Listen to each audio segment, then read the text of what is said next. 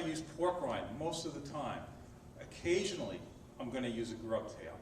If I pull this grub tail off and throw it in the water, what does it do? It floats. All right, so it's the same thing. If these are all little intricacies of bucktailing.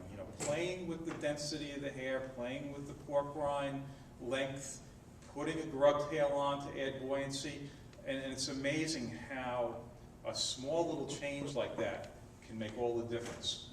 I've seen it happen, where you've got 10 guys casting and one guy is catching, and then what is it? It turns out to be something like that. Yes. You mentioned that you used a fixed hook rather than a swinging hook. Is there a reason?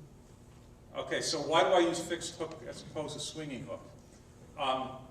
Most bucktails are fixed hook. Yeah, I know Blue Frog makes the swing hook bucktails and so forth. I mean, part of it is that's what I was brought up on, but the other part is my experience with swing hook bucktails. It isn't all that great. I needed heavy bucktails for the inlets, and at the time, Do-It is the company that makes the bucktail molds. Now they make one that makes 4 and 5 ounce jig heads. At this time, maybe 10 or 15 years ago, they didn't make a mold like that, and they only went up to 3 ounces. And I needed heavier bucktails for, especially the West Jetty Mauritius. So there was a company up north, GD Industries, that would pretty much, they could make you just about anything.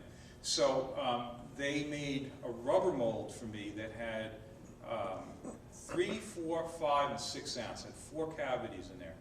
And the only way they would give me that was with a swing hook. And what I liked about the swing hook was when the hook got banged up, put a new hook on, so this was great.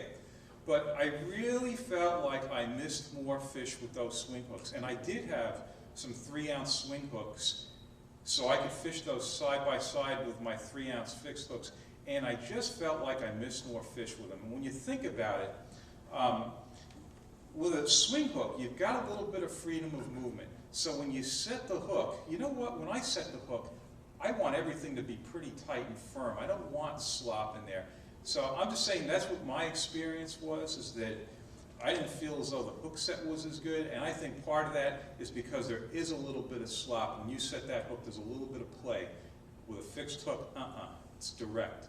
And the one thing I've read is that, well, with a swing hook, the fish can't get as much leverage to throw the hook. Well, geez, I cannot imagine a lure that holds onto a fish better than a fixed hook bucktail. This is nothing but a hook with some lead on the front of it. How often do you lose a fish on a bucktail? Almost never. I mean, you set the hook on this, they're done, So anyway, there's my bit about swing hooks. I've given it plenty of thought. And like I said, in the beginning, it was because, hey, I've got all the molds from like 1/8 up to 3 ounces. Everything's fixed hook. If you go in the store, almost everything is fixed hook. But then after using the swing hook, I still prefer the fixed hook. I didn't mention it, but one way you'll catch a bunch more fish with bucktails, like probably lures in general, crush the barbs on these things. Why do you want to try to get that big barb in there? And I crush them not because I'm trying to be friendly to the fish. I mean, yeah, I'm trying to be friendly to fish, but I want to catch more of them. And by crushing that barb down, you get a much better hook set, much easier hook penetration. And as long as you keep a bend in the rod with a fish on, you're never going to lose a fish because you crushed your barb down. I mean, the barb isn't gone completely. There's still a little bit there. But the hook set is going to be much easier.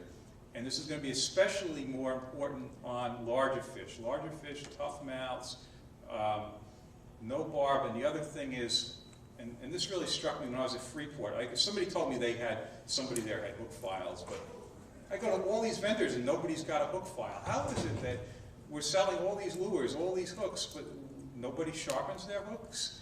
I can tell you, especially with inlet fishing, I go through every jig in that bag before I leave the house, because I mean that's an application where I'm hitting big fish. You got to get the hook set. I make sure every hook is feels like a Gamakatsu hook when I'm done with it. So that's just really simple stuff. Crush the barb, sharpen the hooks. You're going to catch a heck of a lot more fish.